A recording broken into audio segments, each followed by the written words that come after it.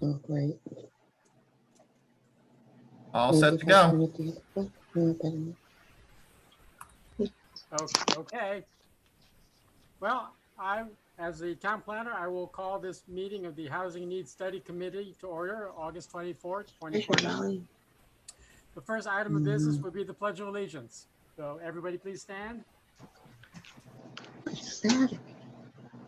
I pledge allegiance to the flag of the United States of America and to the republic for which it stands, one nation, Why are you muting me? Indivisible, with liberty and justice for all. I'm muted, so no, you're not.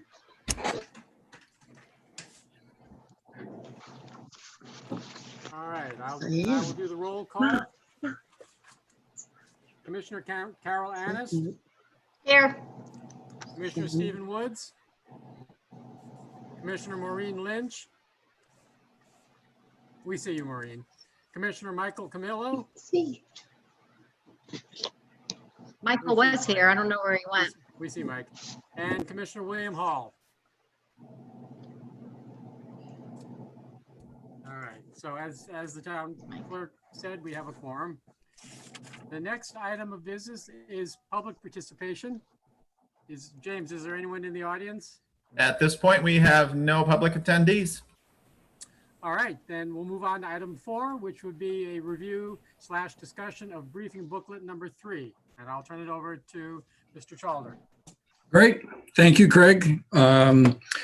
You may recall that at our prior meeting in July, we had talked about issues related to housing in Newington, and we had talked about some possible strategies. And I felt, based on the conversation at that meeting, that the strategies for Newington, the guidance I was getting from the committee, broke down into sort of 4 key things. So those are summarized here on the very first page for people who may come across this booklet and be interested in learning more. If I understood correctly, the number 1 strategy that came out of the meeting was to encourage housing that meets overall development goals. And that includes the strategies in the plan of conservation and development related to town center, Newington Junction, Cedar Street, train station areas, et cetera. But to try to accomplish our overall objectives related to housing, not just focus in on affordable housing. The second thing that came up was that Newington has a lot of regulations already that have created the housing stock we have. Many of the housing units in town are naturally affordable, either given sales price or rental rates. And so we should continue to maintain and encourage that. The third component of that overall housing strategy is, even given the fact that our housing stock is naturally affordable, we still have housing needs in the community, and particularly one of them is because of an aging population, the number of elderly people will continue to increase, and this is likely to be a growing issue. And then finally, the fourth major element is that there are some other things that the town can do to prepare for housing needs in the future, and this includes things like a housing affordability plan and some other things. So that's the overview overall. I think on the first major strategy, housing that meets our overall development goals, I brought over much of the information from the Plan of Conservation and Development simply because some people may not be aware or familiar with the plan. They may be looking at this document by itself, and I think it's important to bring some of this information over. So the first concept here, 1.1, is to support development of mixed-use nodes with a sense of place. And I brought over the map from the Plan of Conservation and Development, which really identifies the town center area. These are the red areas on this map: town center, Newington Junction, Cedar Street, and the train station area. The plan recommends that mixed-use, pedestrian-friendly, transit-oriented development in these areas, which includes housing. And this is what the housing plan would also recommend, et cetera. Down on the bottom of this page is a blue box, which talks about missing middle housing. And I'm just going to hold up talking about this until we get to the little picture, which I have of this, which is on page 7. Anything on page 1 or 2 so far? Yes, Carol. I have a question. And I know it's probably late for this, but I noticed all these 4 sections are all like the center and north end of town. There's nothing like this in the southern part of the town. Well, I think if our strategy is to support development of mixed-use nodes, there are some locational factors which would improve or enhance that. So clearly for the fast-track stations and the train station, it's the proximity to transit, which means that it can be walkable and pedestrian-friendly. People may not need cars. And there can be a focal point that's created there.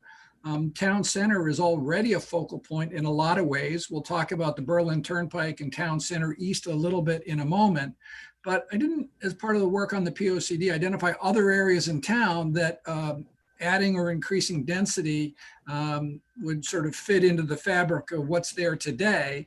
And I worried that there might be pushback. So I think there's certainly room, Carol, to add things like that. But the question in a sense would be where. I'm thinking, what is it, 333 Berlin Turnpike near Wooden Tap, down in that area, Payne Road area. Yeah. I mean, there's nothing. If you noticed, all of this is like clumped together.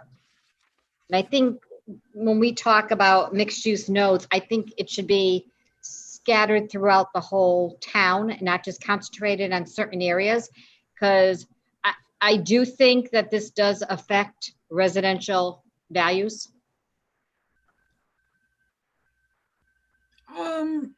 It could. I mean, I think if we were going to pick sort of one location in Newington for creating a pedestrian-friendly mixed-use node, I think my first recommendation to the committee would be town center. Let's try to get the town center area invigorated, revitalized, and strengthen it. I think my second recommendation after that would probably be the fast track areas, simply because the transit station is there and that gives us something to work around. Oh, no, I agree. But I also think there should be something identified in the southern part. Well, we're going to get to the green areas in a moment. The Berlin Turnpike would be included in that. So, okay, fine. Okay. Thank you. Yep. On the next page, page 3, we start off with, again, the strategies from the town plan about strengthening the town center. The plan recommended sort of a community-driven planning process.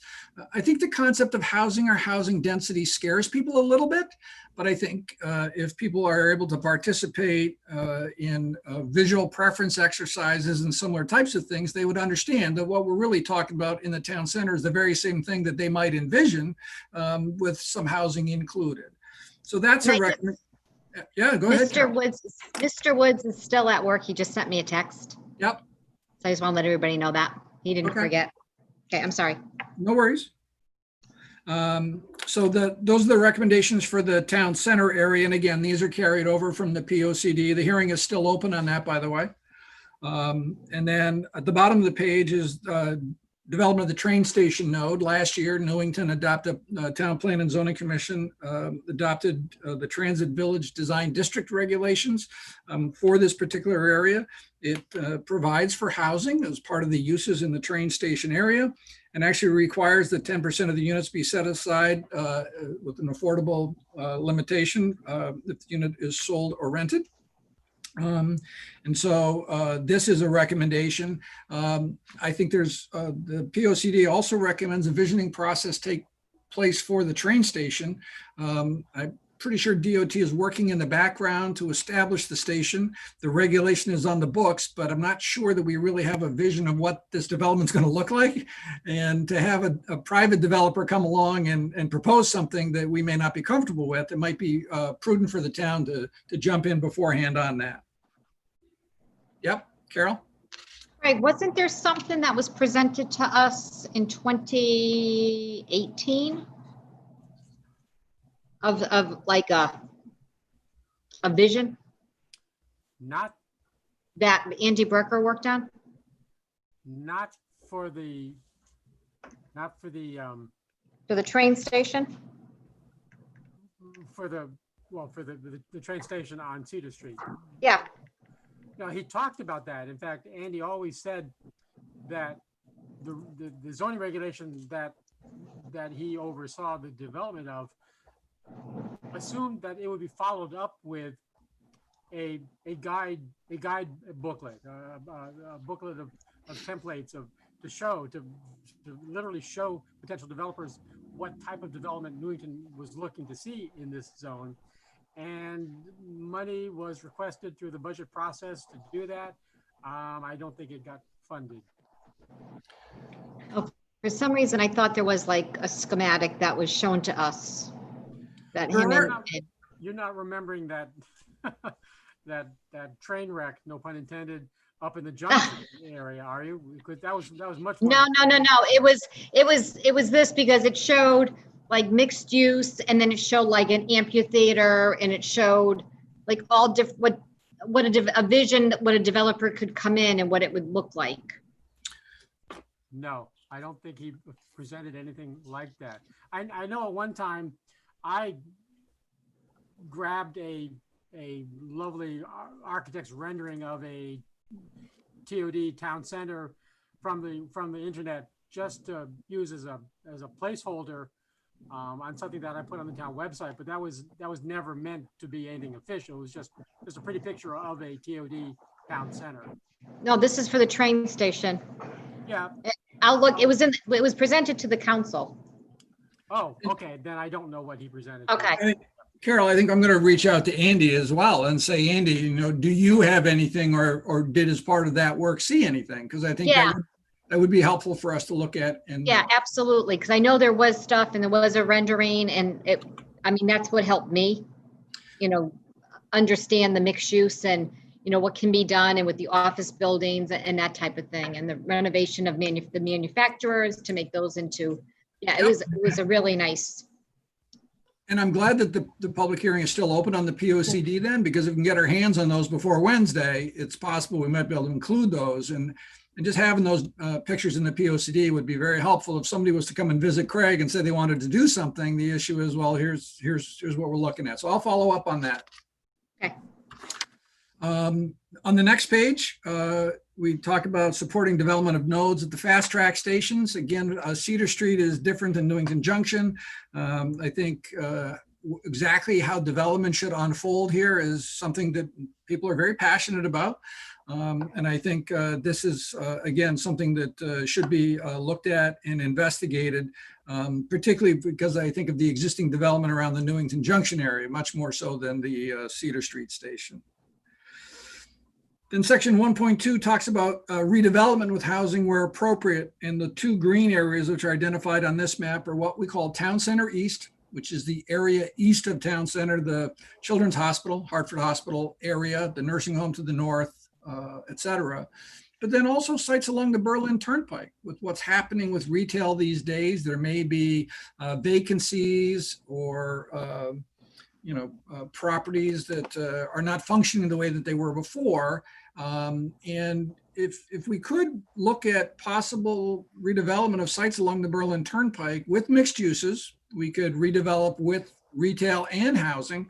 And there are already regulations in place for I think it's the Planned Development District that allow this. And maybe what we could also do is extend those provisions to the BT district. To enable this. So again, this is, as Mr. Wood had pointed out at our last meeting, encouraging the type of growth that Newington already wants or is likely to see.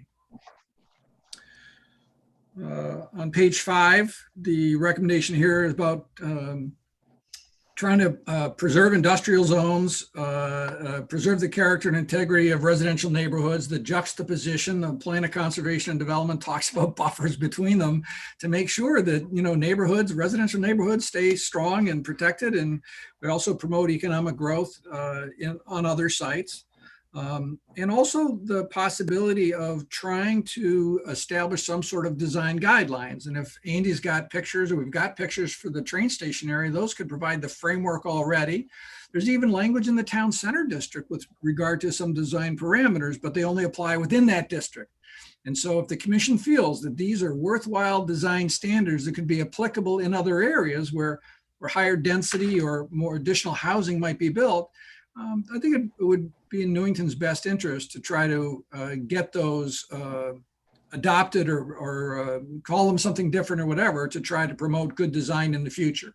Land use tends to be fairly permanent once it's on the ground. So if we don't get good design up front, it's going to be hard to do later and we'll regret it for decades. So I think if we can get some design guidelines in place, that could help us quite a bit. Now, the bottom of page 5 is another recommendation we had talked about last time, and I wasn't quite sure where to put it. I put it here, and I think the committee can give me some guidelines on this. I think the conversation that we had had at the last meeting said, well, you know, we're close to the moratorium already. We're at 8.9%. We're not going to focus on the 10%. It's not that important to us. We want to have Newington's land use pattern fit what we want, and we're not necessarily going to go chase numbers. On the other hand, I also know that there have been affordable housing developments proposed in Newington, and the fact that the town doesn't have specific control over those developments, a developer is able to propose what they want rather than what the community wants, is frustrating at times. So if we were able to get a moratorium or exemption from 830G, we could still encourage the growth we want, where we want, and how we want, but not have somebody dictate to us what they want. So I put it here. I think if the committee said to me, well, maybe we should keep this in the, maybe we could, the committee said, take it out, we could take it out. They could say, leave it here. And if they said, well, maybe this just isn't the right place for it, my inclination would be to move it over to section 4, which is other housing issues. So I think this is an area that some sort of feedback, we don't really have to make this decision today. I think following this meeting, if the committee is ready, we can go out and start to get input and feedback from others. And where this should be in the plan could be one of the issues that we might get input and feedback on. So then pages 6 and 7 are summaries of the highlights of each of the things that we've just talked about in terms of Newington Center, the train station, the Cedar Street Fast Track, Newington Junction Fast Track, the Berlin Turnpike, the Planned Development District, and the BT District, Town Center East, design guidelines, and then the moratorium exemption. The last thing I just wanted to talk, James, the graphic on the bottom of page 7, if you would. There we go. Thank you very much.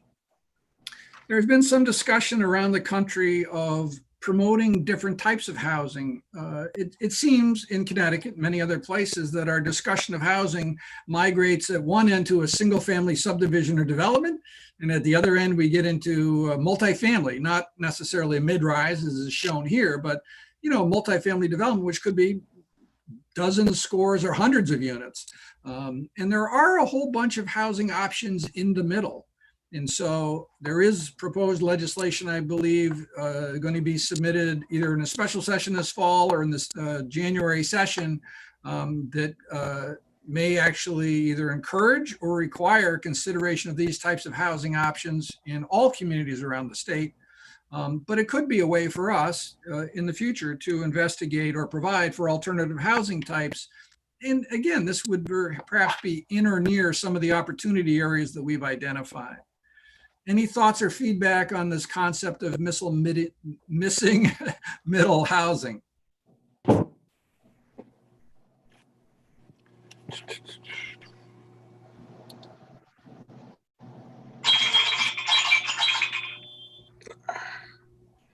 Leave it. Yep, go ahead, Carol. Mike, go ahead. Well, some of that missing housing is in the center of town. If we can do something there, you have the second floor above a lot of the businesses that if they got a facelift, they could expand and put additions onto those buildings. And with some state funding or federal funding, it would make it easier for the property owners to do that. Some grants or that can be applied for. I think if we start looking at that, it'd be the beginning of reinventing Newington Center without changing its character. Yeah, I think that would be a good strategy to pursue, because I think, you know, the center area is actually large and the streets leading to it. There's quite a bit of potential to look at some other options, and these might do it. So I think the key issue, Mike, is, you know, from the work on the plan of conservation and development, the verb we pick is really kind of important here. And it just seems to me that I don't think we necessarily want to commit to something just yet. We should see what the legislature is going to come up with. But I think if we used a verb like explore the concept of missing middle housing, that would allow us to consider that in the future. How does the committee feel about that? I think it's a good idea. Can work with that as long as it's in specific areas Yep. identified. I mean, my concern, I'm going to go back to my transitional housing. We don't have any of that in this town. And that to me is a missing middle housing type of thing. Yep. You look at this, you don't see anything like I had discussed at the last meeting. I think that's very important for our community. It's in here, Carol. I'm just on the top of my head. I don't know, what would it be considered? It's not like townhouses. Just give me a moment here. I'm going to bring the document up on my screen. And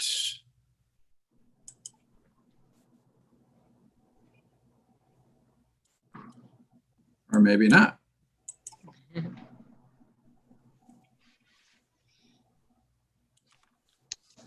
Just going to bring up the document so that I can search the word, because I remember thinking about how to best describe this, Carol. Because the word transitional housing falls, it's used in a couple of different ways. I didn't want to try to confuse people. So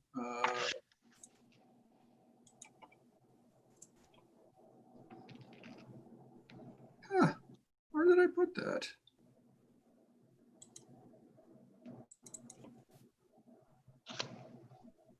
Glenn, would that be under your lower income households? It wouldn't even be a lower income household. Yeah, no, what Carol was talking about here was that it was a concept of housing designed for the needs of elderly people, but it wasn't necessarily affordable or restricted. It was just Right. age-friendly housing. In other words, that somebody may not be ready for it today, but they might be ready for it at some time in the future, transition to another form of housing. So that's They why I want to think rent Carol, it, they don't want to own it, but it's more like a condo. It's got a garage, it's got an office, but office space, but they're not condos, they'd be rental units. yeah, And like all I could think of is, what's the one in Berlin? yeah, that's the one we had talked about. Correct, Carol. Houses. I can't remember the name of the development. If you look, excuse me, if you look at the bottom Apple of Tree page 2, Crossing or, if you look at the Yeah. bottom of page 2 in the minutes of June 15th, I think, Carol, that's where, yeah, that's what I'm talking about. where you were talking about it. Craig, we can hardly hear you. Yeah. I'm trying to come closer, but my binder is too big. Carol, That better, Ben? at the bottom of page 2 of the minutes. Yeah. on June 15th. Carol noted that some people have left Newington because they couldn't find the higher end housing that they were looking for. That was that that was my summary of something that you spoke No, about. it was, so someone who has a single family home, they're not ready to go assisted living, or they don't want to go into senior housing where it's an apartment with like one bedroom, but it's more upscale. So Yep. there's a development off of Webster Strait that's in the Berlin side near NU. They have garages. This thick, Glenn? Pardon? That. That's the kind of housing I'm talking about. Yep. Carol, Oh, there you go. Yes, there we go. Thank you very much. But the funny thing is I'm looking on my computer for this document, the Word version, and I can't put my fingers on it, which is very frustrating. So I apologize Oh, for here it that. is. Yeah. So that's, the bottom of page 10. So we talk about that a little bit, Carol, on this page in terms of addressing Okay. the housing needs of an aging population. So Oh, okay. Okay. I'm jumping ahead once again. you're ahead of your time, Carol. What did I say? So anything else in terms of the strategies about encouraging housing that meets our overall development goals? I think that kind of covers that base. Good? Good. So I think we go back now to page 8, James. Thank you. I think anything we do in terms of a housing plan should recognize the fact that Newington has regulations and housing that address housing needs already. We've got naturally occurring affordable housing, thousands of units. And in addition to that, our regulations do permit all types of housing to meet people's different housing needs.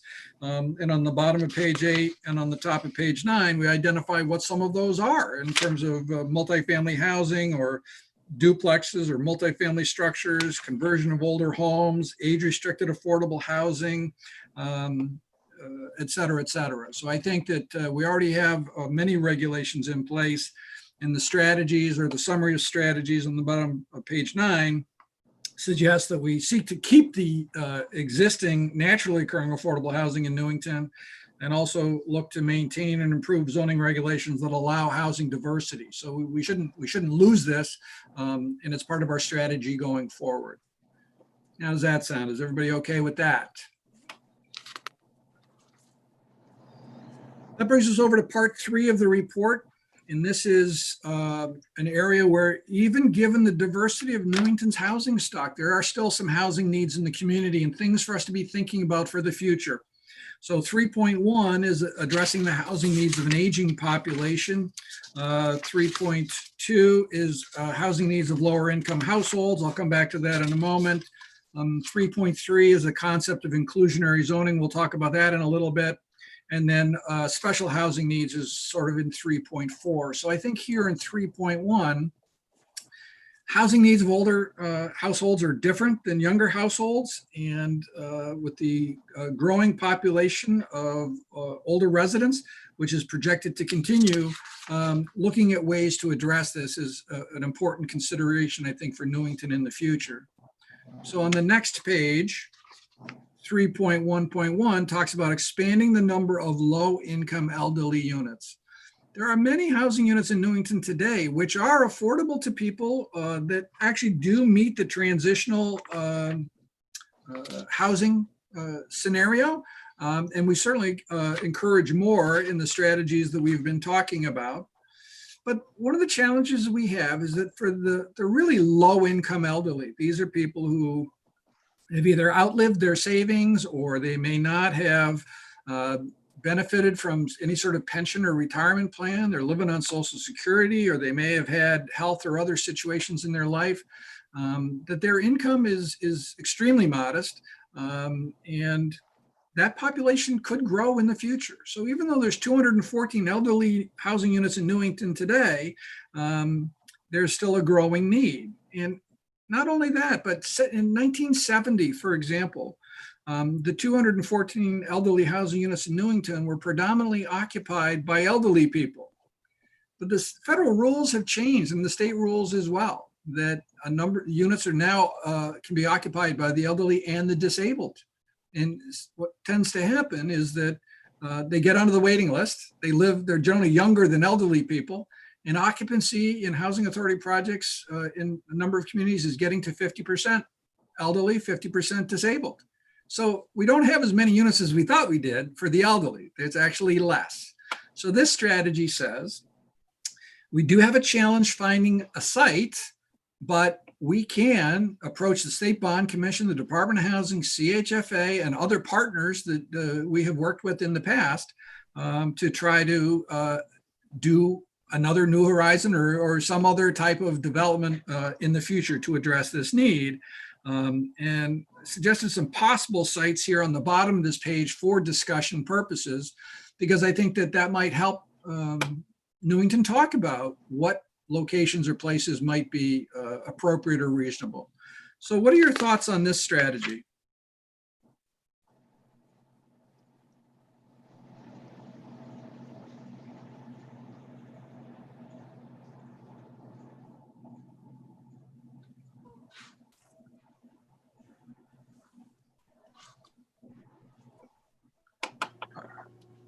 We good for leaving this in? Yes. Okay. So these sites, again, each of these sites may have some issues or challenges associated with them. They're not meant to dictate exactly what's going to happen, but they might actually set the stage at some time in the future for further discussions about this type of thing. So the next I'm not page, really thrilled with the sites. what's that, Carol? I'm not really thrilled about the sites, Well- especially the Cedar Crest Hospital site. Yep. I think those are slated to be coming down. They're taking care of the contamination right now, doing all the abatement. It'll be another couple of years. But then I they're think gonna- in terms of a site, the challenge we have, Craig and I kind of walked around a map of town and started thinking about areas we might be able to find not that we're going to add another 214 units, but where could we add 50 units or whatever we might be needing in the future, particularly if half of them are going to go to disabled people. I mean, I'm not picking on disabled people, but the elderly have some significant needs as well. And so we struggled a little bit and came up with some possible sites. And we can, work with the state to get them to release state land to us. There may be other situations where, the town land or a private developer, having some of these sites mentioned could give us an opportunity to at least start that dialogue and have that laid out in a document like this before something else jumps in and takes its place. Are there any sites, Carol, that you would either want to take off this list or add to this list? Make it a better list? I mean, I would have to look at the town map to see what's available. I mean, maybe that's something that Mike and me, I think, I think we can take time to look at it. If Craig can share a map with us of what town land, state land, what's vacant, if that's possible. What do you think, Mike? Yeah, that'd be a good idea. Yeah, I think GIS can do that. Craig, would you Yeah. ask GIS to take care of that? Perfect. Yeah, because then maybe we can identify some that could possibly be even easier to develop sooner than later and not waiting for the abatement of Cedar Crest. We don't know what the state wants to do with that. Right. Yep. But there might be some private properties that, want to develop. And I'm thinking like the Day Street area, you're near a transit node. Mhm. To revitalize that whole area would be like a home run and do a mixed use with elderly, disabled, The market rate. there was a Newington Junction committee years ago, and they showed that redevelopment of that area. Right. I think, Glenn, you have some copies of that. If not, I know Craig definitely has some literature on that. Just some ideas. And that's all it was just ideas. Yeah, I saw the CROG report, and I think it didn't seem very responsive to neighborhood concerns there, Mike. Well, at the time it wasn't. It was also, when it was being presented to the committee, it got pushed as an open meeting rather than, let's just see what they're presenting to us and see if we were even going to let anybody really look at it. Yep. And what happened was it blew up. And that's why you had a lot of people who were against. Yep. I think it went, and it went It further was the out first than- time we had seen it also. And I think it goes further out than I'm just thinking of Day Street. I'm not thinking of Spring Street or any of the other areas, just that one Day Right, just Street Day Street. area. Would have been Right. perfect. And just look at that part of the report. Yep. I think that's what kind of got everybody else a little. Mhm. Yeah, you had that 4 or 5 acres there on the south side of the old Standard Structural Steel. Right, with the bridge and all kinds of stuff. So Yeah. I think that kind of got a little too extreme. Mhm. Yep. And it was just ideas, thinking out of the box for TOD. Yep. So I think, let me, I'm going to put a header on this table. I mean, I think, I don't want anybody to believe that these are, set in stone or anything else. So I think if we call this table something like possible sites for future consideration or something like that, Mhm. we're not tying ourselves into any of these. We're just, if we're going to meet the elderly housing needs, we can certainly jump further up the line in terms of other towns that may be thinking the same thing. If we have a site and now we're talking to the bonding commission and other people about making this happen in Newington. Right. So let me go ahead and make that happen. I think the next page, if you're ready to go there, is this concept about supporting aging in place. There are many people who would prefer not to move to transitional housing or not to move to an elderly housing development. They'd like to age in place. Studies from AARP have said that 80% of people would prefer to age in place in their current residence. They have their stuff, they know where it is, they don't want to go through the pain of getting rid of it.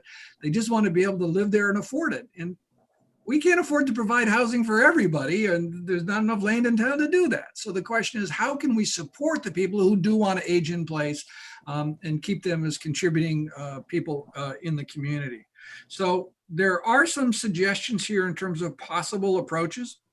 In the sidebar, we talk about maintaining the activities at the senior center, the rec center, hot lunch meal on wheel programs, dial-a-ride, health screening, and other service to maintain the well-being of seniors, helping them with home handyman services and these types of things that, a door sticks or, the plumbing is a drip. A home handyman, if available, could perhaps solve that problem. And they do have people that help them, but it's not necessary. Sometimes you have to wait for the services to be there. So if there was ways to do this, we can help people continue to stay in their home, age in place, et cetera. The town has a good, robust tax relief program supplemented by the state program. So that's excellent for people who are facing cost issues. It doesn't solve everybody's problem, but it does help a number of people. There's at least 500 participants in the program right now. So that's 500 households that are able to stay in their current home because they're income eligible for the tax relief program.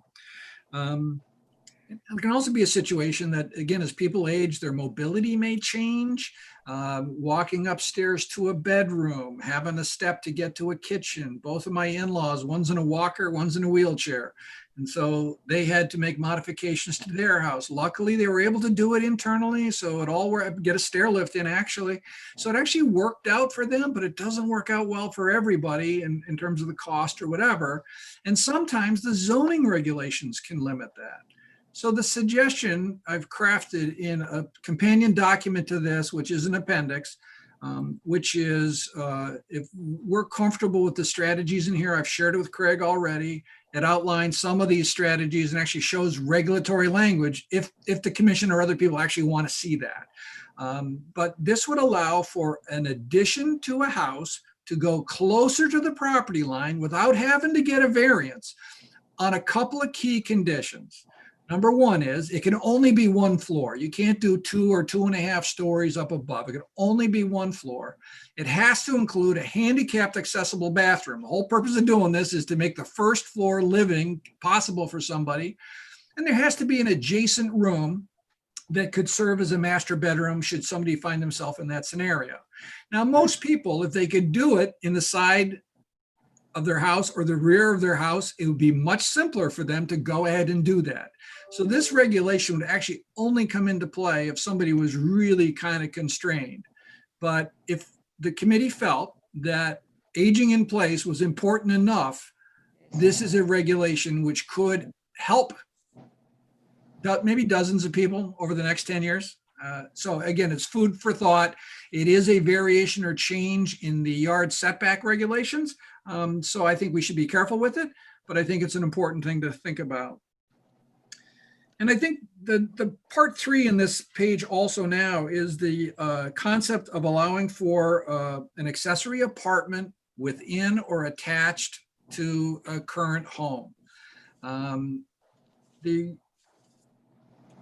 Many households prefer not to share their home with other people. It's their house. They want to stay there, live in place or whatever. On the other hand, there can be situations where an accessory apartment unit could allow a caregiver or caretaker or companion to live in the home. And I think that Newington could modify its current regulations to allow this type of situation. And a number of communities around the state have done this type of thing.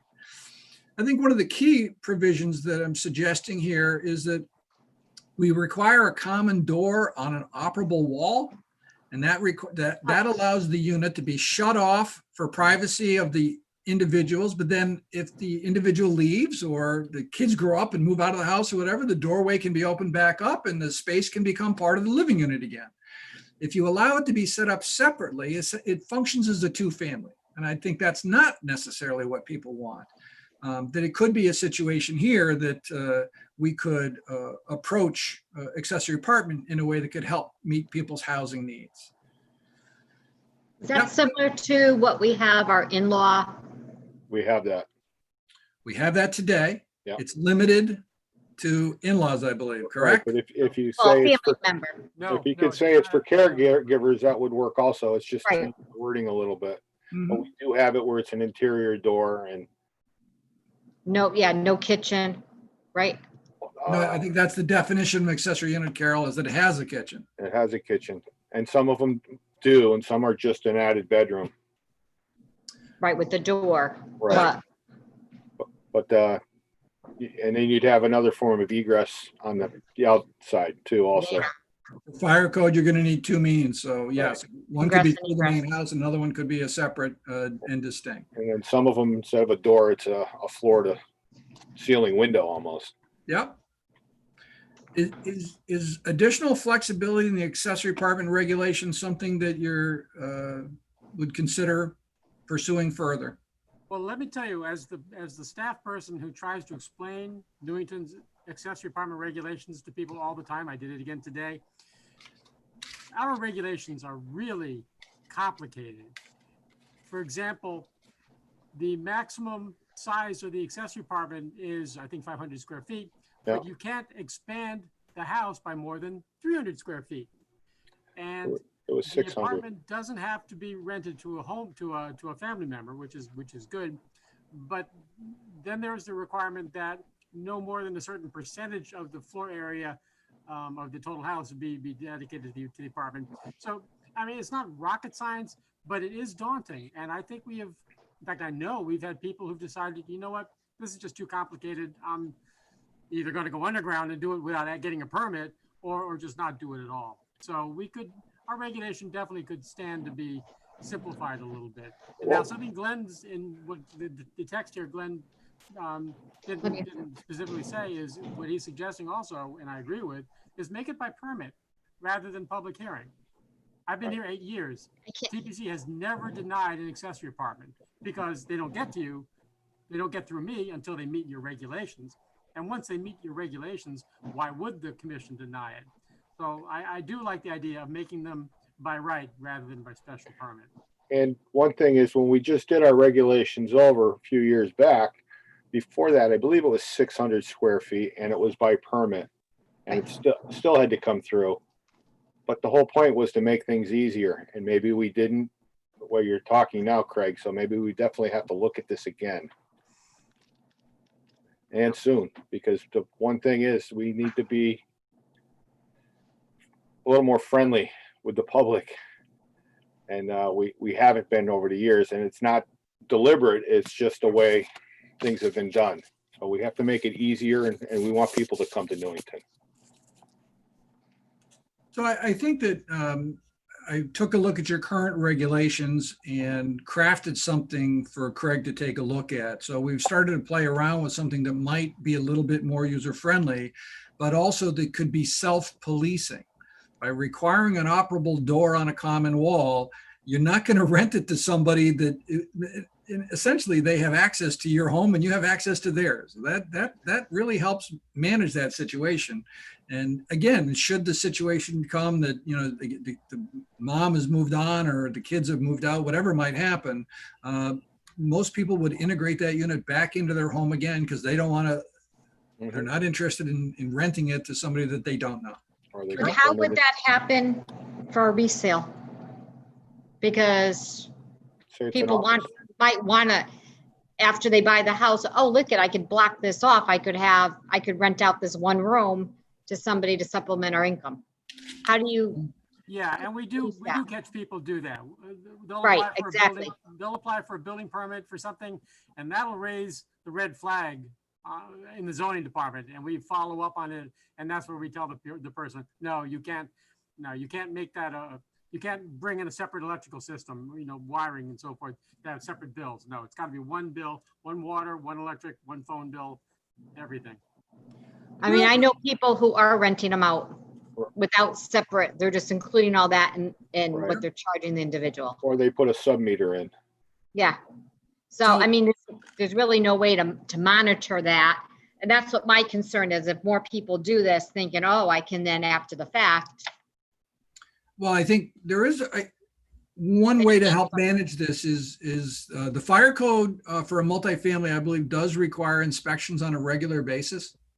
So we could require that if it's going to be a legit unit, right? So Carol, if somebody markets it as has an in-law apartment, then it should be a legit unit. If they're marketing it as not, you know, as having an accessory apartment or whatever, and it's not legit, Well, that's really a situation that is, Well, unfortunate. yeah, and I'm just afraid that, it's word of mouth. Oh, I have, an extra bedroom, it's got a separate ingress, to get in. You want to rent it for $500 a month. I mean, this is what could possibly happen the more and more, and as people are reselling their homes. Yep. So, I mean, there's got to be a way to monitor that too, so people are not taking advantage of this regulation. Mike, this sub-meter that you mentioned a minute ago, is that something that a person could do without getting an electrical permit?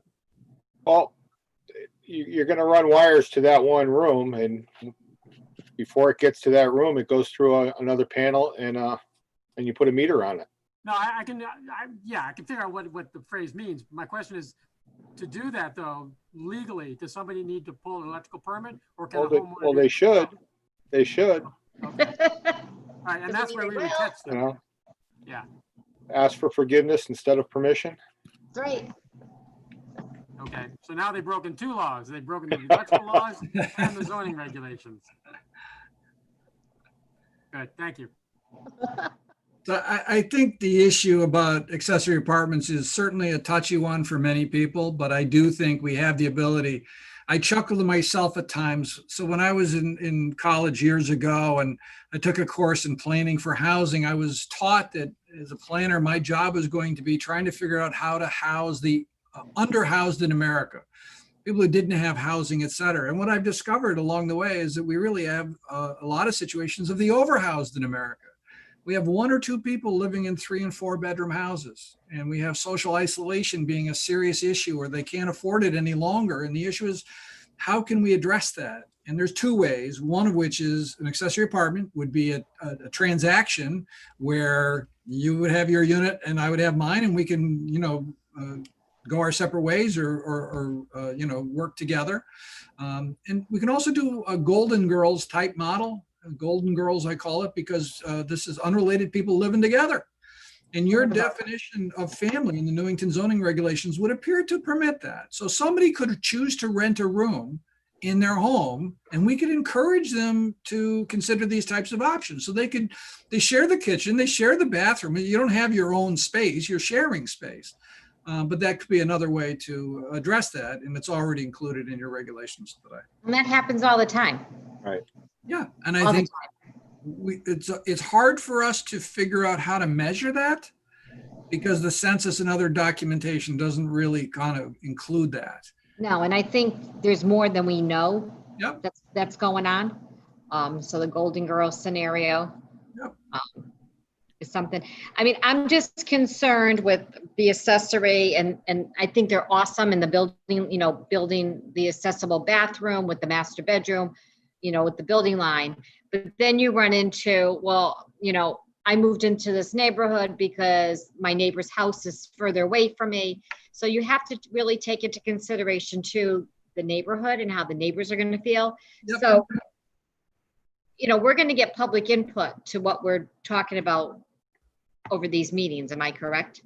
Yeah, I think that if when we conclude our discussion of this booklet, if the committee is comfortable, I think we widen the circle out to either do a public meetings are kind of hard these days because of COVID. So could we run a survey? Do we go talk to planning and zoning because their meetings are published? Do we go talk to the council? I mean, Craig and I need to kind of figure out how we're going to do this issue, because we don't want this to be in the background. We don't want people to wake up a year or 2 from now and be mad about something. What we'd really like to do is try to get their input today. It's just a bigger challenge in the current environment than it's been historically. No, exactly. And hoping that, keep fingers crossed that we can have live meetings more sooner than later. But I think, you're talking about some neighborhoods that want the bigger lots and want to be, further away from their neighbors. And then you allow this, and then that's not going to happen. And it does affect property values when that happens. So I just want to make sure from 0 to 100, everybody's protected and everybody's cared for in the same manner. Yep, I agree. Now, the last thing on this page at the very bottom is the state adopted this provision some time ago, which allows for what the casual term is a granny pot. It's a temporary detached accessory structure in a backyard. And I think, getting to my appendix I here. believe we approved that last year. Did we, There was Craig? discussion on that. No, what Newington did was it opted out of the process. It said, we do not want that in Newington. Okay, So this can be a situation where somebody would actually bring in, I mean, some of them are quite attractive, actually. If you go online and you search granny pods, I mean, some of them are really, they're kind of cute.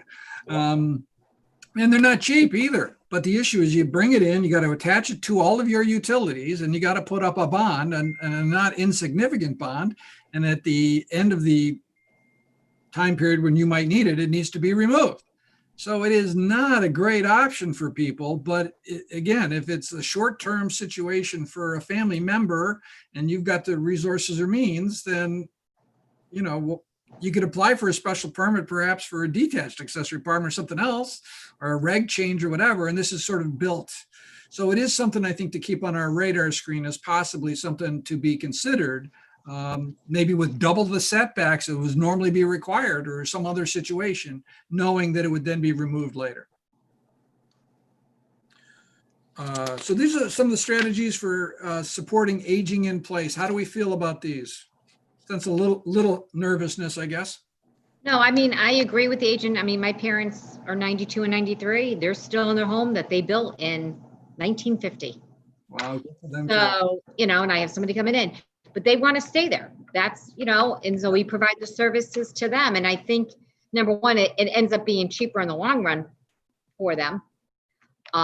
Because you're not paying the rent, you know, so I agree. I think agent in place is the way to go. People flourish when they're in their own homes and not in, you know, assisted living and whatever. I just think it's very, I'm totally in agreement with that. So let's see how the feedback goes as we share this with other people. You ready to go to page 13? So page 13 is about addressing the housing needs of lower income households. And just as there are some elderly people who do not have the means, there are actually lower income households that also don't have the means. There are 316 housing units in Newington that are available to families. By families, I just mean they're not elderly, they're not disabled. So family is the term that's sort of commonly used. They're managed, maintained by private nonprofit entities. The Housing Authority doesn't have any family units. All of their units are elderly. But there's strong demand and the waiting times can be quite lengthy. So for a number of years now, the federal government has run a housing voucher program.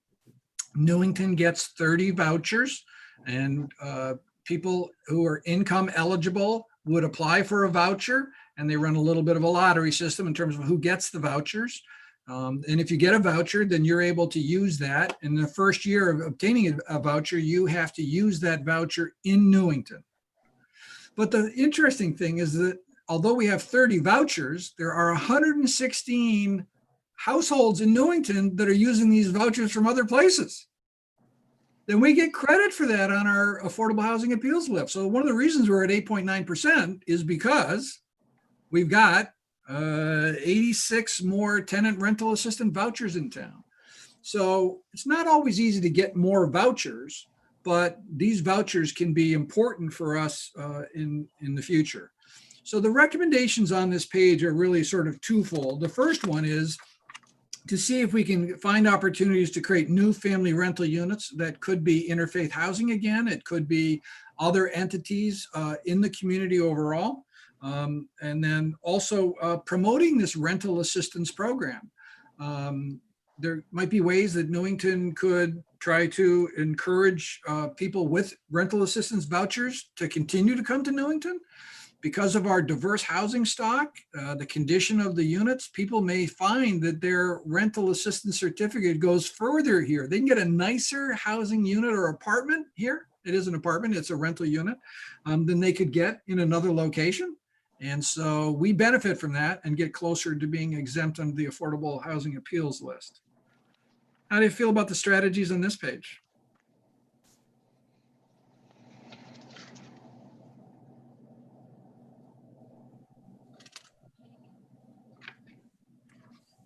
Carry on. So I think the next page talks about trying to support ownership by lower income households.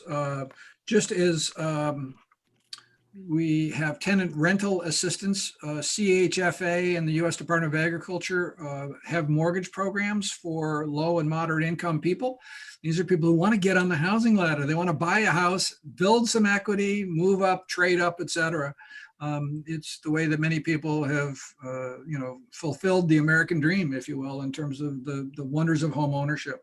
So we can try to support people taking these CHFA and USDA mortgages and bringing them to Newington. One of the things we found as part of our research on this project is that there's 472 houses already in Newington where people are receiving these mortgages. They qualified for them, they took that mortgage and they bought a house in Newington. So they have, supported our housing stock and the housing market here overall. We could try to encourage more of these people if we were to, because the units, again, get us closer to the 10% affordability. We are punching above our weight with regard to this type of thing. So we can either let the program play out the way it plays out. And again, we've got 472 units in town in this program, or we could look at ways to possibly entice people or encourage people to come to Newington. It could be a little bit more proactive on the part of the town, but offering education and coaching for first-time buyers, down payment assistance. We can actually offer down payment assistance in exchange for an equity share of the property.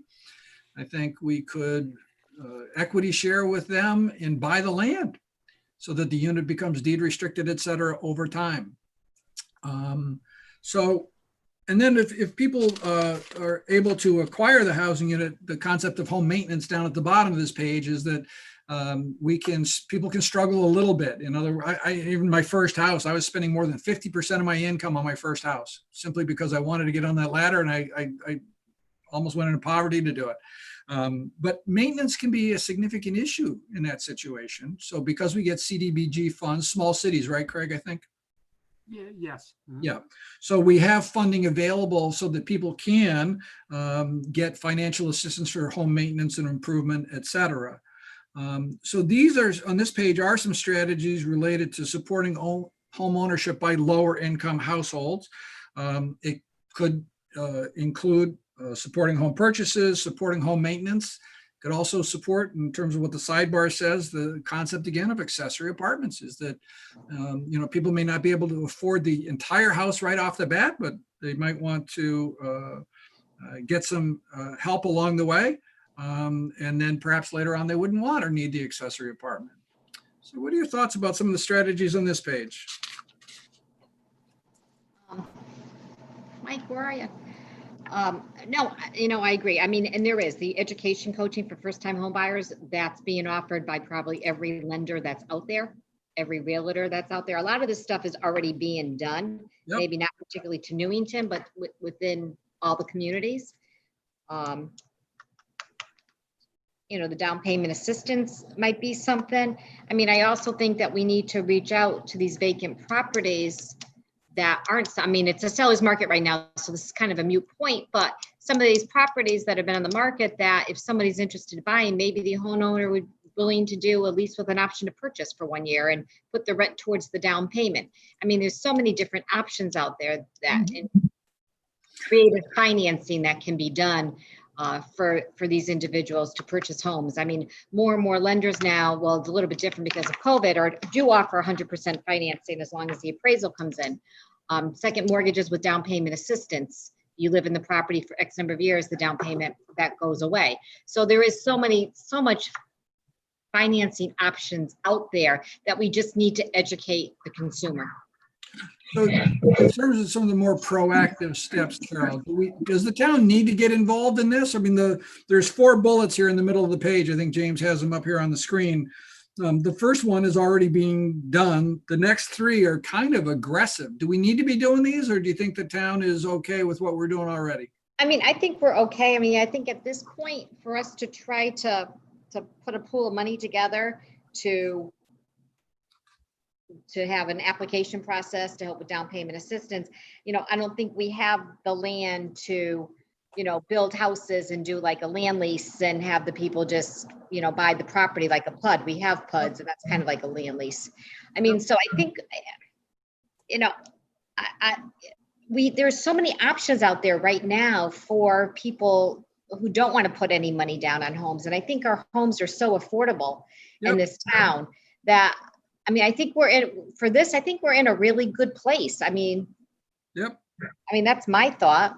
The home maintenance, I think not enough people know about the small city funds and how much money's there in the application to have your roof repaired or put windows in or that type of thing. I think that needs to be publicized a little bit more.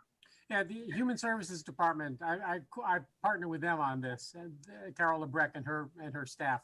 And in fact, today I got a call from Carol about someone who needed an in-ground fuel tank removed and replaced, and that's very much eligible under the program. So the HR department is aware of it, but yes, we could always let more people know. In fact, I would have to say it's not that well known because we don't have a waiting list, which tells me we don't have enough people applying for it because not enough people know about it. So a lot of people don't know about it, and I don't even know how much money's sitting there that's able to. There's a lot. Okay, Because distributed. It's a revolving fund. As houses, someone gets a grant, and then 10, 15 years later, the homeowners pass on.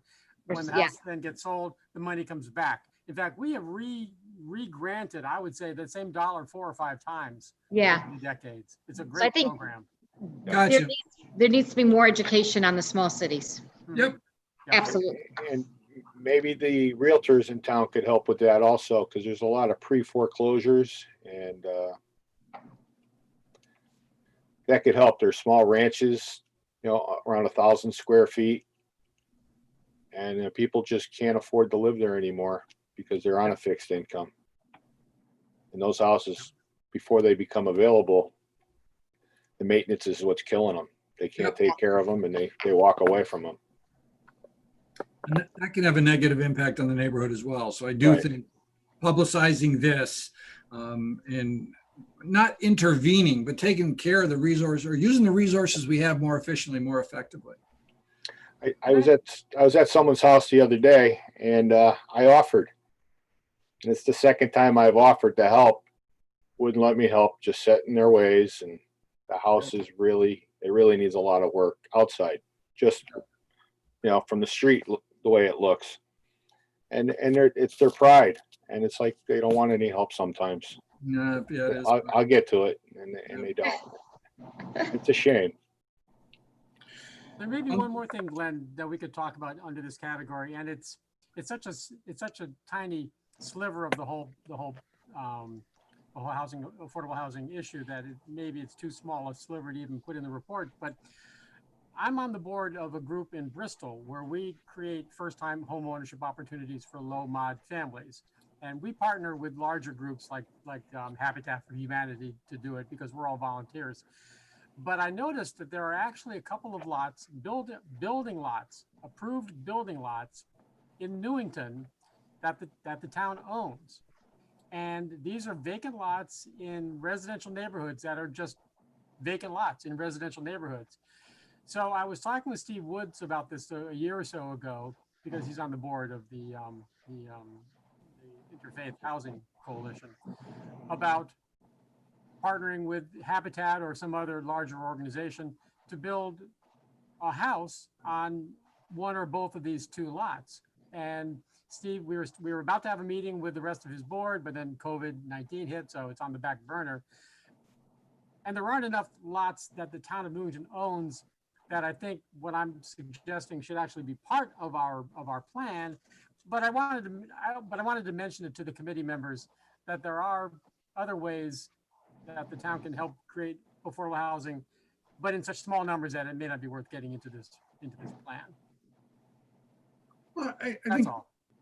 Craig, I think each house is important to at least one family. So yeah, you're right. I mean, if we could figure out a way to do 100 units, that's one thing, but those situations don't come along very often. So in the meantime, I think if Habitat for Humanity can partner with the town owns the land, Habitat, helps build the unit or whatever, and it helps a family, I think it goes up back on the tax rolls. I mean, it can help us in a couple of different ways. So I think recommending that is something we should add in. Is that where an 8-24 would come in, Carol? Or It Craig? wouldn't even be 8-24. No, Yeah. no, it would have to comply with all the regulations. Well, I'm talking because it's a town-owned piece of property. and now you're town-owned. transferring it.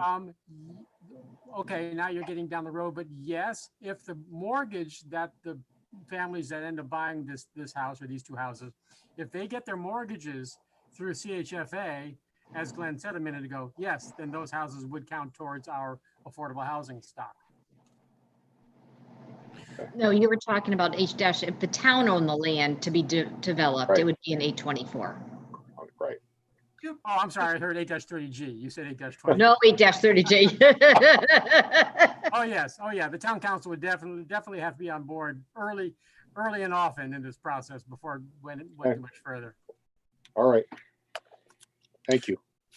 So before we leave this page, there is a sidebar here, which again talks about the concept of accessory apartments. So we talked about them a little bit earlier, and for an elderly homeowner, sharing their housing unit could provide income, companionship, etc. Now, this is kind of the other side to that coin, and I want to know if you want to continue with this concept, which is that for a lower income household, that somebody renting some space in the home could provide income, which would allow them to afford perhaps a larger home than they might otherwise. So again, it's sort of the concept of making efficient use of the housing units we've got. I think the same rules would still be in effect. It's got to be an operable door on a common wall. It needs to, comply with the other provisions in the regulation. But the occupancy wouldn't be, limited to elderly person or sort of anything else. It could be available for anybody. What's your thought about that? I think we already have that. It's being done wouldn't everywhere. Yeah, and I wouldn't want to promote that. And what they're doing is a lot of these older individuals are having some family member or friend move in to help. And it's not just companionship, but to help with the bills. Mhm. But what if it wasn't elderly like? What if it was just young Anybody. family? And you have that too. It's somebody's first house and they invite their friends to come live with them. Yeah, so the regulations already allow for letting of rooms, which means that it's still one kitchen and people are sharing the house themselves. Right. Accessory But apartment, that's happening. yes, it is, and the regs allow it. Right. The Your house, accessory yeah. apartment concept is two kitchens in the house. No. You have a lot of people who have a kitchen in their basement. You don't see it as much now as you did 50 years ago, where they did all their major cooking in the basement and they lived upstairs. Their canning and everything from their garden. Yep. That's not an accessory apartment. It's just they had an extra bathroom downstairs. They had a kitchen and like a little living room. So, and then when they move out, that kitchen, bathroom, and living room turns into a bedroom.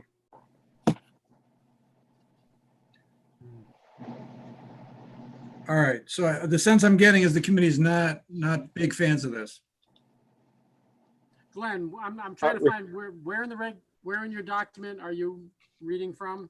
Sidebar, page 14, Craig? Oh, the sidebar. Oh, the Okay, thank sidebar. you. Okay. Yep. Right.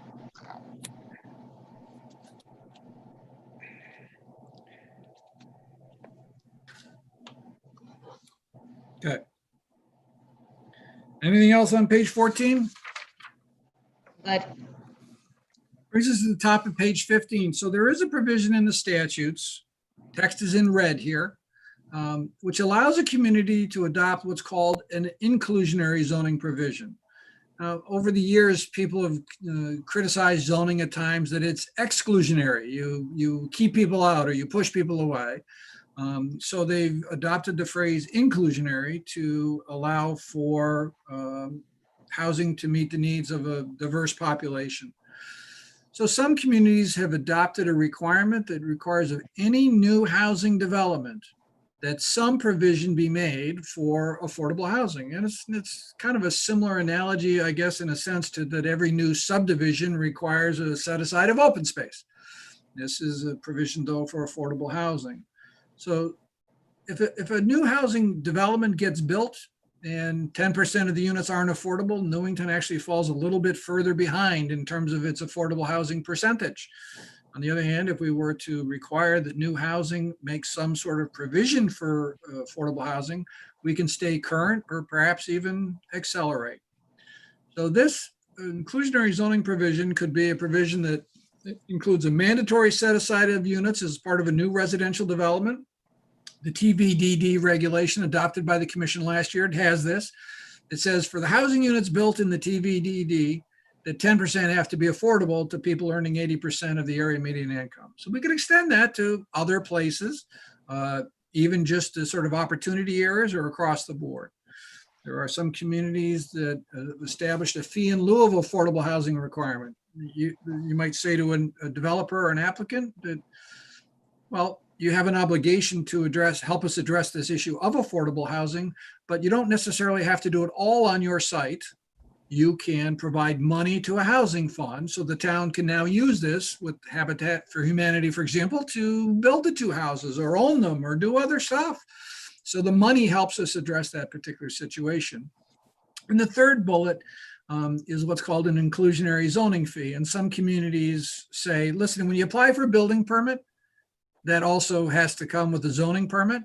And there's a fee tacked onto that, which goes into a housing fund. And that money gets put aside and then it gets dedicated, just as sort of Craig described the small cities money, that it can roll around and come back or whatever, but it could be used to address housing needs. So this is a proactive way to address some of these situations and help address a variety of housing needs. How do you feel about recommending this? This would be a recommendation, if you will, to TPZ, because they would be the ones to enact this. How do you feel about that? Well, one thing is, when people hear affordable housing, it scares them. And it really isn't the case in this, because you could have a new housing development and you just have a smaller version of the larger house, so it's affordable for the next guy. So it's the same house, but it's a different version of it or design. Yep. And the same thing with your missing housing, where I mentioned in the center of town, same thing. You have a larger unit here, that's sort of high end, and then you have a middle unit that's affordable. But it's the same idea. You walk in, it's like, wow, same thing, just smaller rooms. You know, same appliances, same countertops, you know, same smaller piece of land, but it's the same house. And it really, if it's presented that way, it doesn't scare people. And that's really what's happening with this affordable housing. People hear affordable housing, they're like, oh my God, who's going to live in our town? And that's not the case. That's why I said last week, we need to educate our community and what the different terms are. I think the terminology needs to be changed, needs to be updated, so people are more comfortable with it. I just think we need to change the terminology. Yeah, really, it's years ago it was a whole different idea, and it isn't the same thing anymore. Just like TOD isn't the same thing. Correct. It's over these last couple of years, things have changed. Right. Yep. So I think I know of at least one other community in Connecticut that doesn't call it affordable housing. They call it below market rate housing. Well, that's not good either for the average. I think that's even worse. Yeah. Is there a phrase that you can think of that would? Well, yes, we also call it workforce housing, because that's who we're talking about. People who have jobs, who can afford a mortgage. They just can't afford a $400,000 mortgage. Correct. So workforce housing, and then yes, workforce housing is a phrase that's being used a lot also. Right. And think about it. If you had a $200,000 home, you're still going to pay about $6,000 in taxes. With your mortgage, you're about $2,300 a month. They've got to make about 60 grand a year. Now, do they fall within that? Yes, that would be affordable. Okay. That would meet the HX30G and that works. Yeah. That works for a lot of people, especially if there were two incomes, husband and wife. Absolutely. Plus, yeah. So. All right. So the phraseology we should use is workforce housing. I made a note of that. how do you feel about inclusionary requirements so that people are required to provide for workforce housing, either in terms of units set aside, and not just smaller units, Mike, but I think the inclusionary requirement might require a deed restriction that, many years ago, I lived in this development. It was in Avon. It was called Pond Place. And the whole concept when they built it was that these units would be affordable to people for years to come. Right. And the problem was everybody bought a unit on a $50 hold and made a killing Yep. because it was indeed restricted. So I think if rather than just require smaller units that somebody makes a windfall on, there might be a requirement for, a resale price restriction or something. How do you feel about that? Well, we currently have that. They're in the, I forget the name of the development in Newington. It's at the south end of Main Street. I can never remember the name of it. Oh, Hopkins Village. Hopkins Village. Yeah. Yeah, there is a resale restriction provision in that when you buy a house there, Right. when the time comes to sell it a decade later or whatever, you're allowed to make a limited amount of profit, and it's all part of a formula. Yep. Right. And on New Britain Avenue, I believe there's one where Church Street comes. Isn't that one too? Not, there may be a restriction on that, but I'm not aware of it. No. Which one? Okay. New Britain, no, it's just Hopkins Village is the only one that has that. Because Okay. we have a committee, Affordable Housing Managing Committee, that every time there's a sale, has to go before them and they have to approve the sale. Okay. So how would you feel about those types of restrictions on other developments? In other words, that was a developer who, I don't know if they got CHFA funding or how they created this. Maybe they got a density bonus, et cetera. But the issue would be that That was back in the mess. Go ahead, Carol. I think these are all good, but we don't have the land. I think all these concepts are good. And if we had like a clean palette, this would be fabulous. But how are we gonna integrate all of these ideas? Well, I think the issue would be it's already in the TVDD. If it wasn't, I would suggest to you that, perhaps it could be. But perhaps if somebody's going to do a redevelopment or a development at Newington Junction or at Cedar Street at a fast track station or even in the town center area, that it should make some provision for the housing needs of workforce, people in the workforce. So you would say, as the regulation, just like the TVDD regulation says, that, if you're proposing housing in the blank area, that at least 10% of the units shall be set aside as workforce housing for people earning X percent of the area median income, deed restricted over time. So some people have done stuff like that. I want to know, I guess, in terms of this, how Newington feels about that. So there's 3 bullets here. Any one of them look good? All of them look good? We keep They all falling look behind. good. Every Yeah. development we approve Yeah. with market housing pushes us further away from that 10% goal. Okay. Right. So I will, I highlighted this in red for you guys, but I think as we move forward, I'll probably take the red off just to, But Right. also a lot of, if you could do it where they're financed through CHFA, that brings it back, doesn't it? It lowers the number again. well, I think Yes, they would the count towards developer that. is required to deed restrict the units and either sell them at a deed restricted price or rent them at a restricted price level. Okay. So it's part of the development consideration. Right. And if they prefer not to be involved, then they can make a fee in lieu of affordable housing payment. And for some communities that have done the inclusionary zoning fee, over the course of a couple of years, they've generated sometimes $100,000 to help people with affordable housing. Because, a couple of dollars on this permit, I don't know how many permits gets processed every week by the town, but in terms of, zoning and building. But a couple of dollars on each of those over the course of a year can actually add up to or a couple of years can add up to some money. And if I could use an analogy, when I was in Newington, I am in Newington. When I was in Cromwell, I've trained myself not to say Cromwell, so it's hard to say. When I was in Cromwell, there was an open space fee of $500 per lot. And Glenn's smiling because Cromwell started doing that before it was legal. And then a couple of years later, the state caught on and passed legislation to make it legal. But within a few decades, Cromwell put aside tens of thousands of dollars, or required tens of thousands of dollars of money to then be spent on open space. So maybe Newington should think about doing something similar for affordable housing. All right, so I'll leave these in here so that we can continue this discussion as we share our work with others. Is that okay? That's good. Good. For me, Bottom of page 15 is about special housing needs. We have disabled, special needs population, transient lodging, for example, on the Berlin Turnpike, or single room occupancy situations in homeless and emergency shelter. For my discussing these situations with the different municipal departments, we seem to have programs in place to address all of these. The one that is the most difficult, I believe, is probably the single room occupancy transient lodging on the Berlin Turnpike. And what we have is a situation where the economics of the property create a situation where people are occupying it as housing because that's all they can really afford.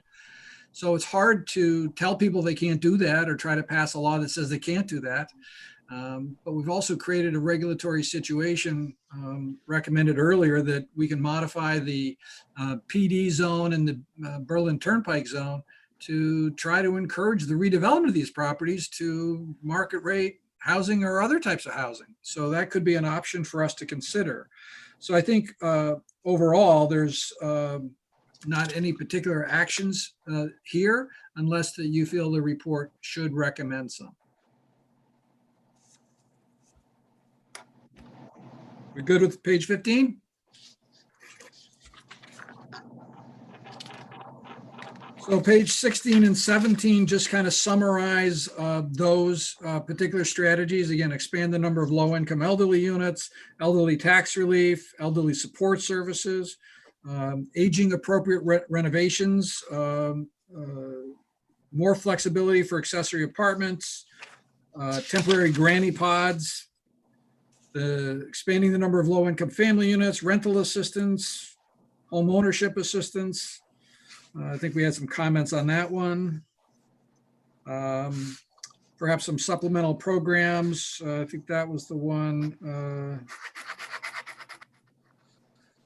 Supporting home maintenance and rehab, inclusionary zoning, and then the special needs housing. I'll go back through my notes of our discussion here and edit these to reflect what we've talked about. Anything else on pages 16 and 17? That brings us to pages 18 and 19, and these are just some other housing related recommendations for Newington to consider. I think the first of which is that if we're able to successfully increase the work done by the housing authority, they're part-time today and they're kind of lean staffed, that additional units would increase their workload, and that would be something that we would, we probably wouldn't be particularly thrilled with the results if we tried to do it with the staff we have. So this just a recognition, if you will, that supplementing that staff or changing the configuration of the housing authority is probably something that might need to be considered in the future overall. I think in terms of additional deed restricted units, I think there are two issues that communities struggle with a little bit. When an 830G application comes in or other types of affordable housing, there's a statutory requirement that the developer prepare and submit a model, or excuse me, a housing affordability plan. The challenge is I've seen so many different flavors of it, it's even worse than Baskin Robbins, 31 different flavors. Everybody writes a plan that they think they like. But the issue is it becomes a real nightmare for the town. And if the town was to say, listen, okay, everybody's going to report this way on this form with this information. And as Craig pointed out, the information that goes, that's already coming in is Hopkins Village, I think it was the name, that we could continue that and say, listen, that's our model. So we're used to this and we're comfortable with this. We should do this. So rather than wait for multiple housing affordability plans to stack up, it might not be a bad idea for the commission to adopt, or the council to adopt a policy that says, listen, this is the approach that we would like to take in terms of these. I had a situation in another municipality where the developer designated themselves as the housing affordability administrator. And then in years later, there were real problems with the units having been sold and rented to ineligible people and not at the appropriate sale prices. So I think if we're going to go through this, I think making sure that the units are managed correctly would be something that could work. So that could include a model housing affordability plan. And then the second thing is the housing administrator. I think, Craig, you do that work today, correct, at Hopkins. So that's good. There are some towns that the planner doesn't have that experience, and so they've relied on the housing authority, for example, because they're used to reviewing people's income statements and understanding the HUD rules about eligible and ineligible income and other things like that. But I think designating the housing administrator rather than have a developer or somebody who's really their accountant or somebody else who's really, or a lawyer who's not really equipped to do this could be helpful as well. There are some towns that use a third-party approach. I don't think we necessarily need to do that. It just is an option. And so people, I think it's a very modest fee to an applicant for income verification, et cetera. And then it moves ahead. And so on the next page, the last two strategies or recommendations for consideration. Oh, actually, there's one more on the last page. The first of which is establish a housing trust fund.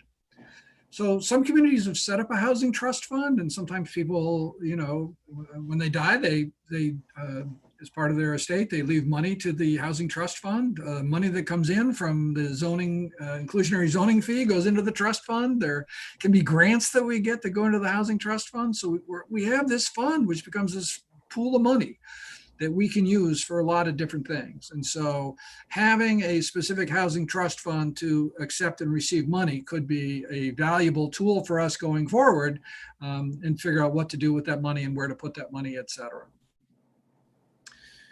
Section 4.3 has to do with our parking requirements. It's funny that as part of housing development, that parking standards can actually have an oversized impact on the feasibility of housing and the density of housing. And I think that we might want to revisit this. There's actually, again, talk at the legislature of the state mandating what a town can do in terms of their parking standards, which I think is a little bit perhaps of an overreach.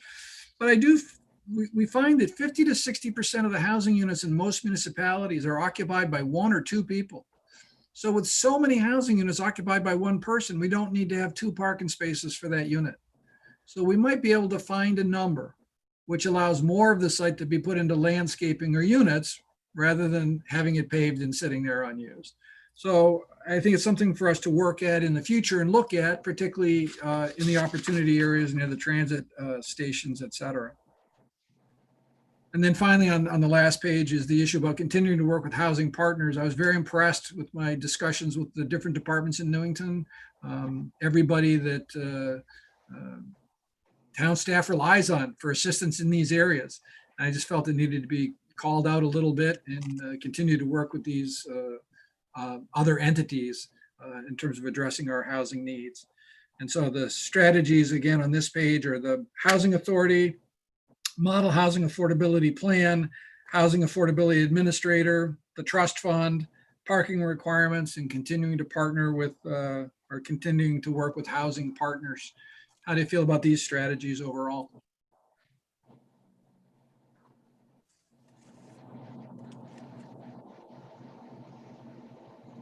Good to It's all go. common sense. Yeah, it's all common sense. Are there any other strategies or recommendations that you think that Newington should consider with regard to housing? Or we kind of covered the basis here, do you think, in terms of the next steps moving forward? I mean, I think you got the whole gamut. Yeah. I think you've covered every demographic in our community, every Yep. social, economical. I think it's pretty good. I think So you did. I'm very impressed with the work you've done, Glenn. I think you've done an Well, outstanding thank you. job. Very nice job. Thank you. Very, very, very nice. Thank you. I would like to digest this a little more and meet again. Well, I think if you're comfortable, I think my next step would be to, we've got 3 booklets right now. I think the booklets are longer than they might want to be for a public presentation document. So I think my next step, would be to kind of take the 3 booklets we've prepared so far and kind of bring them together into a concise document that summarizes what our overall housing goals and objectives are. I think we can then talk about that at our next meeting. And then following that, we can see where we're at in terms of public input and engagement. So that would be, unless you want to hold back and go to other boards and commissions now. But my sense would be we probably got 50 or 60 pages worth of stuff here, and I think I can shorten it down quite a bit. Yeah, let's do that, and then we'll get, Let's meet it as a committee again and then decide. What do you right, think, Mike? yeah, definitely meet again. Okay, so I'll work with Craig. Condense it, and we'll get back. Get a meeting date towards the end of September. I think unless we want to pick that now, I mean, September would be, Next week. if Mondays work for us, it looks like it might be September 21st or 28th. What would you guys prefer? You know. Hold on. I'm fine. I don't know. As long as it's not in person, we'll be fine, because wherever I am, I can get on my phone if I have to, like our friend Mr. Miner does. Mike, we want to see you in person. We're gonna. All right, I'd like to do that too, Yeah, but me I'll tell three. you what, this is easy if you had to. I could Oh, be on but- vacation and still be part of the meeting. That's true. That's true. You can still be in person and be part of the meeting. The 21st or 28th you're talking about? Yeah, those were the possibilities Yep. too. I'm Every- free those 2 nights. Maureen, 21st works much better for me. I'll just throw that out. the 21st? 21st is fine. Let's do it. Okay, and Maureen, does the 21st work for you? she's got to turn her microphone on. Or give us a thumbs up? The 28th is Yom Kippur, so I can't be there on the 28th. Oh, yeah. So thank you, Craig. So 21st it is. At 6 o'clock? The clock. Okay. James, I don't have anything else. Do committee members have anything else? I do. I have a question. I think at the last meeting, I asked about the other housing for, trying to think of the word I want to use. The group homes. Craig, were you able to look into that? Yes, I was. So bear with me for a second, trying to think again where I put that data. I found a listing at the state level of group homes, and somehow, I think it was like 17 projects, 72 people was permitted. So I can't, But it doesn't help increase our numbers? oh, it does. Because that's under the state designation, those are considered to be assisted housing. Right. So what does that, how does that help us? It counts to the 830G Affordable Housing Appeals List. Yeah. So, I mean, so it brings us a little bit.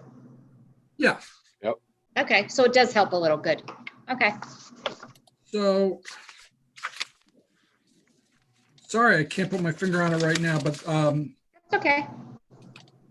I have the list and I thought I had included it in here. Or maybe I wrote the addresses down. I can email that to, do you want me to email it to Craig, or do we prefer to let those units sort of stay in the background? What would you prefer? And as long as we have those numbers and Craig has knowledge of them that we can add to our list so we know where we exactly are with numbers. Yep. What, Carol, I'm sorry, what development were you, These are the list of group homes, Craig? well, there's no list of group homes. I found one. So there's a report from the Office of Legislative Research that talks about the state programs that result in group homes, and attached to that was a listing of group homes. And if memory serves correct, they had all the addresses for Newington. I think there were 17 homes with permits for 72 people. And we get credit for those, right? That's my understanding, correct? Okay. So that's good. That's 17 more. No, Well- it's 17 that we've always had. They're in the 8.9% already, Carol. Oh, they're not in addition? Right, there's no low hanging fruit. Everything that we should get credit for, we're getting credit for. Okay, because I thought the last time we didn't have that many group homes identified. I think when I first did my research, I think I hadn't identified all of them, Carol, and you guys called me Okay. out on it. And then I went back and Okay. found the data. Perfect. And Okay. I'll put my hands on that and I'll share it with Craig, and then Craig can share it with you guys.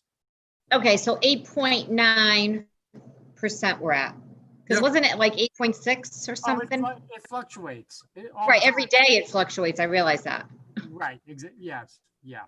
Okay, And not just that, when the 2020 census results are released, It's gonna Yeah. be said the again. denominator in the situation will change. So all the units that have been built over the last 10 years get thrown into the bottom. So 8.9% could drop to 8% or 8.2%. So we're going to fall could it back. go up? It's going to go down. It's not going to go up. It's not going to go up. So, okay, so now my question is on an 8-30G to get the exemption. Say we're at 10% on a given day. Yep. How long does that No, Carol, exemption? it doesn't work that way. The state calculates every year in the fall, the list of towns that are exempt at that moment. And if you're on that list, I mean, if you're on the good side of that balance sheet at that date in the fall, then you're good for the following year. That's what I mean. So it's 1 year. Fall off nor crawl onto it once the list has been calculated by OPM in sometime in the fall. So once you're on, you're not on permanently. That's what I'm saying. Correct. Any year you can fall off, or you can hopefully climb on to the list of 10%. Interesting. Okay, okay. Yeah. Mike, I think our council needs to know that. Yep. Mhm. Okay, thank Okay. you. Okay, we do have some more housekeeping. We have approval of minutes. Craig, before you do that, just for a moment, if I can go back, I found my listing here of group homes in Newington. I'll send Craig the address for the Office of Legislative Research, but I misspoke on the numbers a little bit. So there's 11 group homes which are permitted for occupancy of 55 people. Okay, So again, the list will go to Craig in a couple of minutes, and then you guys can, he can share it with you guys. okay, thank you. Thank you. Okay, so Thank next you. item is approval of minutes.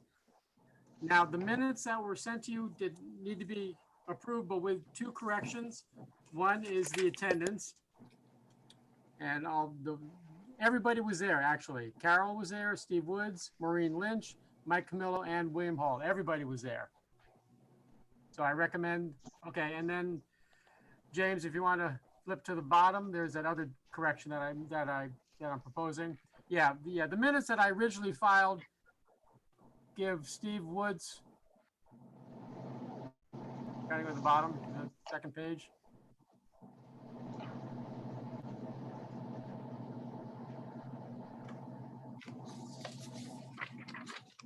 Okay, Second or third page? Third.